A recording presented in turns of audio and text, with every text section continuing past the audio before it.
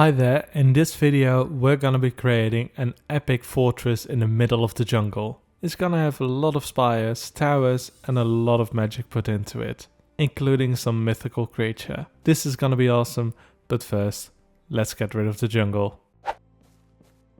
I imagine I'm gonna be seeing a lot of these fellas around. Now to clear this entire forest, and I don't mean the entirety because I only need a big circle in it, I thought the quickest way would be to burn it all down to the ground. But to prevent the entire forest setting alight, I'll be creating a fire barrier perimeter around, like is often done with forest fires in the real world. Now the perimeter is done, it's time to set it ablaze. And of course, what better time of the day to do it than at night. Let's burn it. Oh, I gotta save the cats though.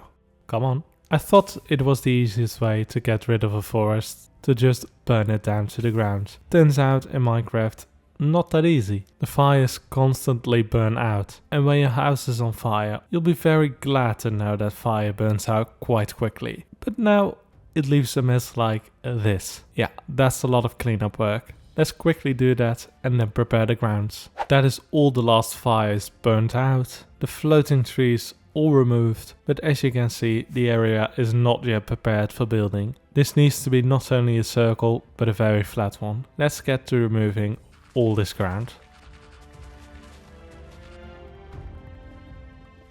And we are done. Timing. As you can see, I got a lot of resources out of this one, and all the grass and dirt will come in handy. The floor is very ugly with stone patches and a lot of holes, so let's put these chests of grass to good use and make everything smooth. This also goes for the edges. There will be walls put up against them, but a slightly more natural drop off can't hurt. And after all of the removal and destruction, now we have a very clean canvas to build on. So let's just do that. While digging this area out, I gathered a lot of stone. That would be a lot in general, but for this build, not even 1% of the way there. So luckily I have a stone farm at my base. Unfortunately, that base is thousands of blocks away from this location, so a bit of nether travel is in order.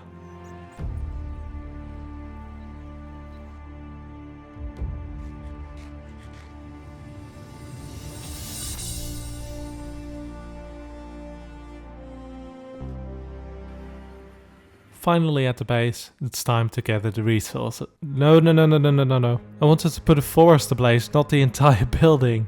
How's this happened then? Quick water bucket, punch it out. I'll see you in a bit when the fire is doused. Apparently, my wooden floors and bamboo walls are very flammable. Who knew? It was because of a fireplace behind the wall. Quick heart attack later. It's time for the resources. And that is relatively quickly all the stone materials gathered, including the stone, stone brick, cobblestone stairs, etc. As I was saying before, for this build I need a ton of stone.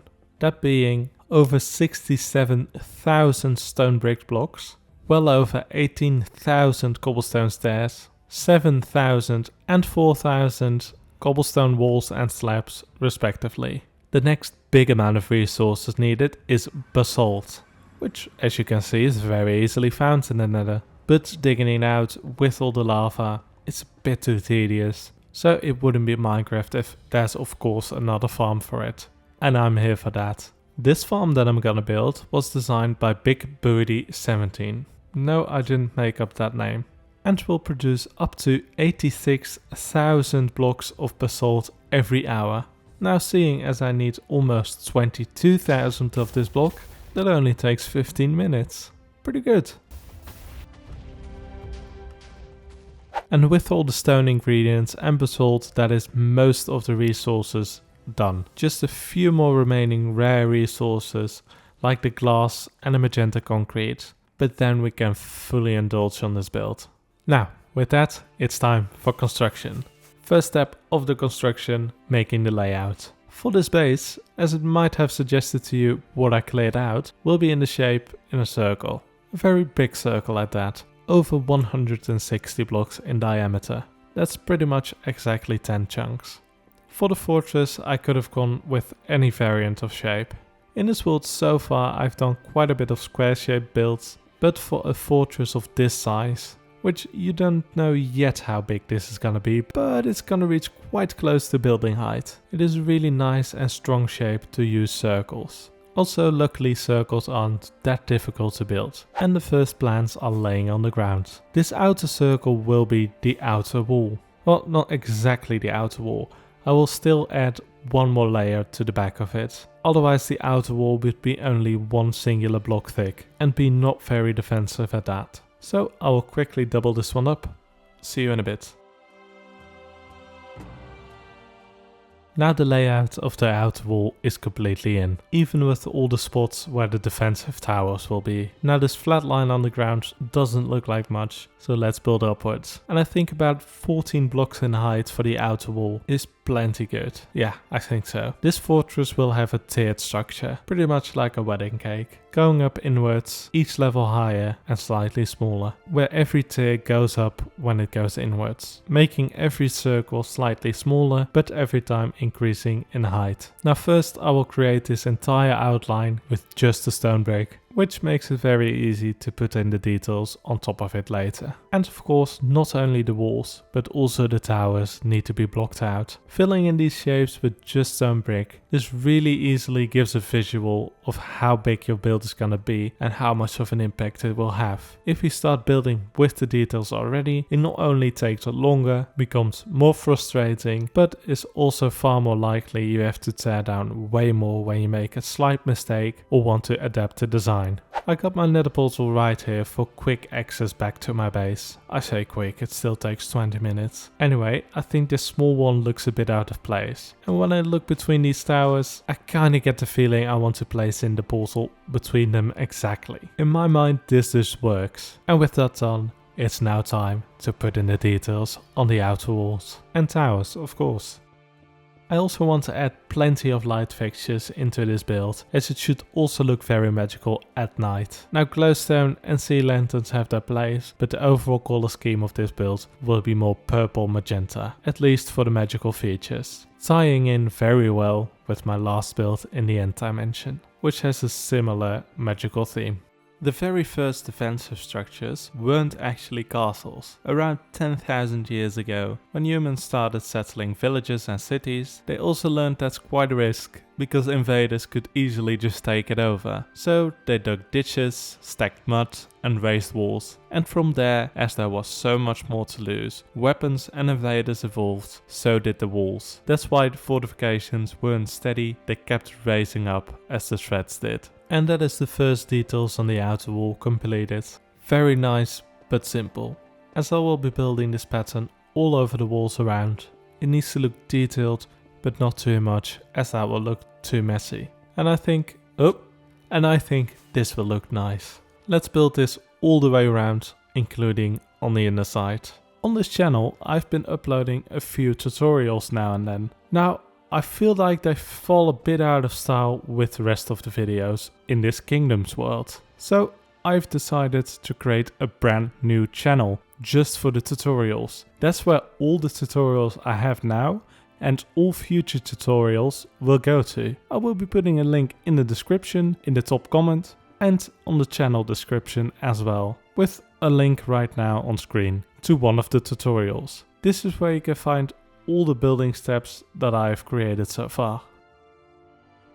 And of course it's not just gonna be the wall sections that need to transform, but also all the defensive towers in between. I think as these towers are features, they deserve a little more attention and detail. The design of these towers look very similar to the wall segments. This is to secure there will be overall cohesion in the build, with a bit more intricate design, and again a bit of the purple hint up top. I think this really fills in the spaces nicely of the wall. And that makes the first two towers of this circle completed, on either side of the nether portal. As you can see, the portal slots in very nicely in between. Later I will cover the portal with slightly more detail to make it fit in perfectly. It's already drawing quite a crowd with 2 wandering traders apparently. I thought there wouldn't spawn any more when there's already one. I don't know nothing about this game apparently. But this is a good look forward, so let's place in all of the towers. And that sees us completing the entire outer wall. It of course looks really nice, at least I think so, but it's not much of a base of yet. For that there's a lot more verticality to go into this one. So let's move on to the next step that sees us soaring into the skies. As these outer walls already were draining my resources quite heavily, I need just a bit more, and I mean a lot more, to start building on the central tower. Let's first again start with making an outline of the main tower. This gives again a really nice visual of where everything should be. This first outline of the main base is a little more varied than the outer wall, which is mainly just a circle. And to be fair, this new inner part is also basically a circle, with extra slightly smaller circles around where some of the towers will be placed in. Like with the outer wall, a lot more verticality is needed. Except in contrast to the outer wall, this is not going to be just 14 blocks tall. The first wall will be 5 times as high. But going with the wedding cake pattern, every section inwards will raise up even higher, totaling up to hundreds and hundreds of blocks. This created courtyard is nice, but it's nothing yet. This weird round shape with all the towers surrounding was not just a coincidence. I came to this by placing towers around in places where I thought they would fit in nicely. And then the only step left was to connect them by walls. This could have been done in a variety of shapes, but seeing as the outer wall is already in a circle, I thought it would fit in very nicely to make the inner ones a circle as well. On this level I want to add some pops of color, again with the purple, to make it a bit more colorful. All the grey looks really nice together, but with no pops of color it will end up very boring. Every step takes quite some time on this scale of build, so slowly and steady let's build on. Now the outline of the first layer is done, of course without any detail, but to not make it look like a flimsy wall on the grass, let's add a floor onto this first. And with the ceiling done, the first part is done. And it looks bad, really bad. Don't look too long.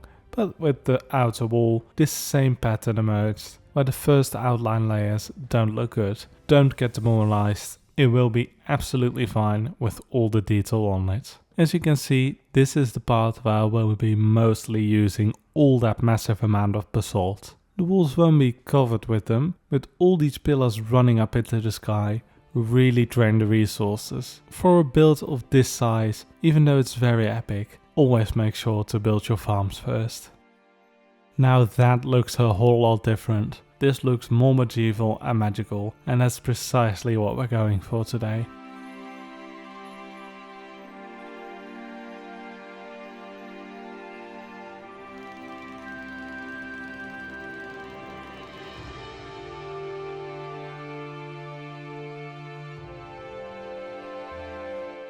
It is quite a bulky structure. The circular shape is still very visible and looks even slightly odd with all the towers sticking out like that. This look however will change quite a bit, as the middle part will extend much further, but not only that, the towers on the side will also extend quite a bit more. I've kept them off at this level as that made it a bit more easy to build with. So to get rid of this flat plane, at the exact spot I'm standing, I will build up a tower going up into the sky in the same style and detail.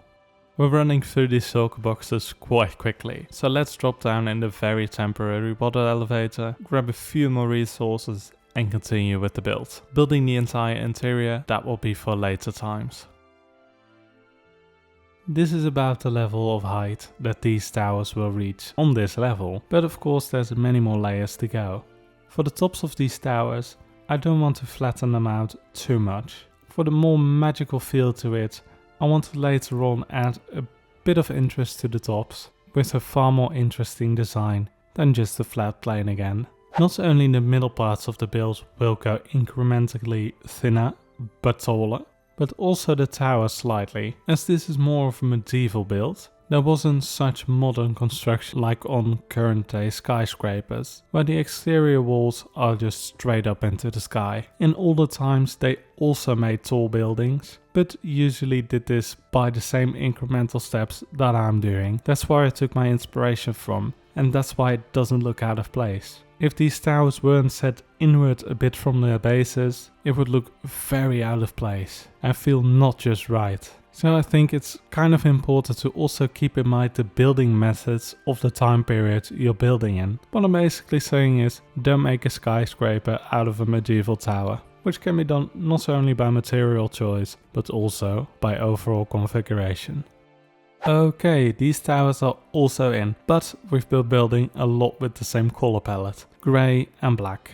Looks very nice, not very interesting. So let's put in some magical elements, like I've been alluding to. Like I said in the early parts of the video, I want to connect this build to the end dimension build I built previous. Now to do this, I want to bring in far more purple and do this in the form of crystals, which you may suggest as a connection to end crystals. Of course, I could just be putting end crystals on top of this, but with such an oversized build, I'd rather create my own crystals 10 times bigger. The magical connection between the two builds mentioned, I want to represent by these crystals. I chose them as crystals kind of symbolize an energy. Oh yeah, I don't know if anyone knows why this happens, it's not sticky keys, but for some reason lately Minecraft just keeps sticking my keys. I press going left, right, center and it only happens 5 seconds later, which constantly makes me drop down. It's very annoying. Crystals are ancient storytellers. Civilizations like the Egyptians and Greeks believed crystals held memories of the earth and could store spiritual energy. And for this Minecraft world, I will add that to the lore as well. It's a kind of lucky coincidence that for the end transformation I used a lot of quartz, which is said to be an amplifier in crystal mythology. Clear quartz is said to boost intentions and energy. When it comes to the color of the crystals on this build, I kinda just chose the one that looked the best, but it actually holds some meaning behind it as well apparently. The purple color is often related to more calm energy, where I could have used green for healing or red for vitality. I thought those were a few fun facts about crystals in the real world. But that said, mostly how this goes is I figure out what looks nice and then come up with the story afterwards. That's also a way to do it. And we are moving on to the second to last part going up. This part will have less of a circular shape. Well, except for the towers of course. These will be looking like the other towers as well, including with around about the same details, but the central bit will be a bit more square. I did this on purpose to make it differ just a bit. Now, even though these lower parts have already been finished, and they're not gonna change a lot anymore, they still stick out a bit wrongly. That's not because they're bad design, at least I don't think so, but that's because the rest of the build hasn't been constructed yet. So by adding these pieces up and up to it, you can see that the lower sections start to make a lot more sense and find their place on the build. When you are building yourself and it doesn't look great yet, maybe instead of completely destroying it, start adding stuff to it. Not only details to the places you've already built, but also add side buildings, a different roof line, an extra wall around it. All these things help to enhance your build. With the detail on this second to last part going up, like mentioned, it's not that differing from the rest of it. So in this case, we'll be moving through it quite quickly. Now we'll create the last spire going up. This spire will not be a small one. It will be over 100 blocks tall and extending the build to 240 blocks tall in total. Like with the previous part, a lot of the same things here. So let's move swiftly through this and let's start getting to the point where we're just adding more magic. The design of the detail on this build looks quite intricate, which is very nice because it wasn't thought out at all. I just put on some random shapes on the stone brick base layer of the building and just started seeing what worked. Now all these segments together really make it look quite arcane or symbols of something magical, which ties in very nicely with the build itself. There's pretty much no method to the madness here, just certain configurations with stairs, walls and slabs work really well, while others don't.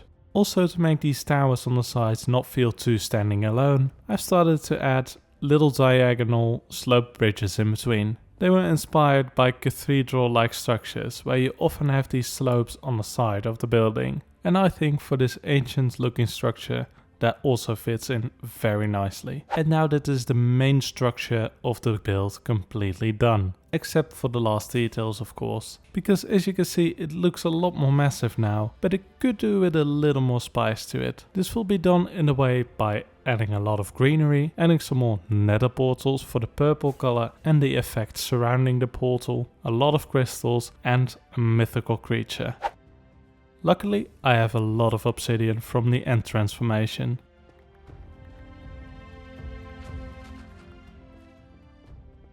Yeah, that looks nice. Now that is 3 of the 4 gaps filled in with a portal. The 4th one, or the first one actually, is the one where the main entrance to this fortress will be. That will of course have to be left open. But when you get to the main entrance, there is not really a way in. You're just met by a mound of dirt. So let's terraform this entire area down and construct a big road leading into the fortress. And the road through the jungle led onto a river, so a small simply designed medieval bridge will cross us over to the other side very nicely.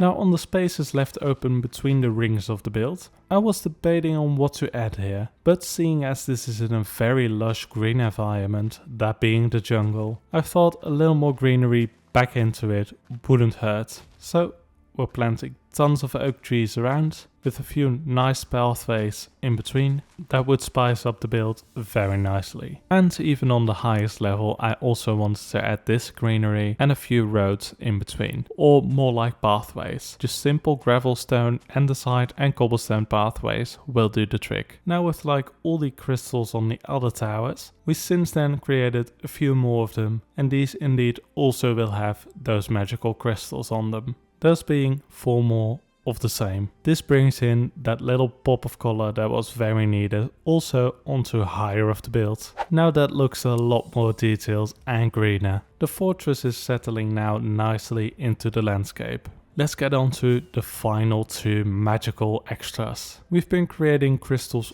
all around the fortress, but this being the main massive tower, it needs to hold a main massive crystal, of course. This will be the main source of energy and power in this fortress. To accentuate this crystal slightly more, I decided to add, besides all the purple glass and magenta concrete, a little white outline, which will define the crystal just a bit more. It's subtle, yet not very subtle. Without it, it wouldn't stand out as much as it does now. Oh yes, that looks a lot better. But as you can see from a distance, the middle of the main spire, that being the 100 block tall one, looks a bit empty and slim around the middle. That's what we're tackling next.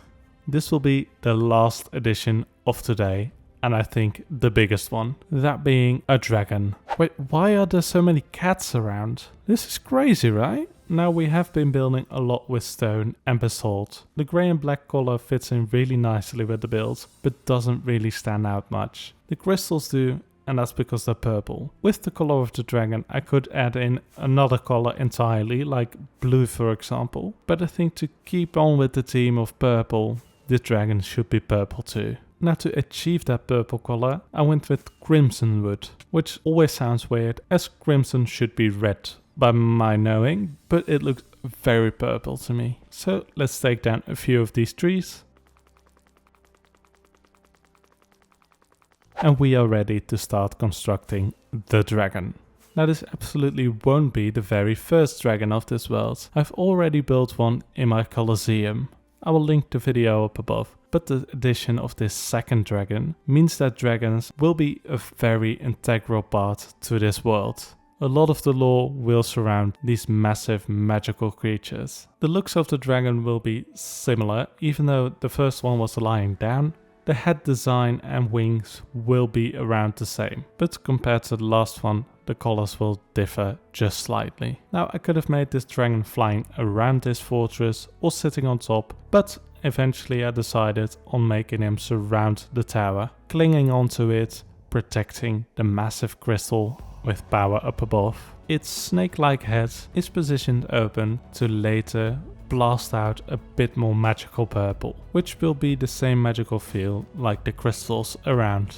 I needed to make sure to make the wings plenty big enough to support the dragon's weight while in flight. Even though in true dragon-like fashion, this one will be clinging onto this tower with its crystals to protect what it considers to be his. And that is our entire magical jungle base completed. Entirely with lots of walls, magical crystals and a dragon protecting it all. Also with a few nudges to the end dimension. These two kingdoms will have a relation with each other. This was a very enjoyable build and a massive one at that. Also the later inclusion of all the greenery surround on the floors and on the walls really helps to tie it in with the jungle. The pops of colors of the crystals and the dragon itself were very welcome as well. I'm very curious what you thought of this build and if you have any ideas of what you want me to build next. If you want to see more of these, I will continue this series forever basically, so make sure to subscribe with the bell so you see every new upload. I want to thank you very much for watching and have a great day.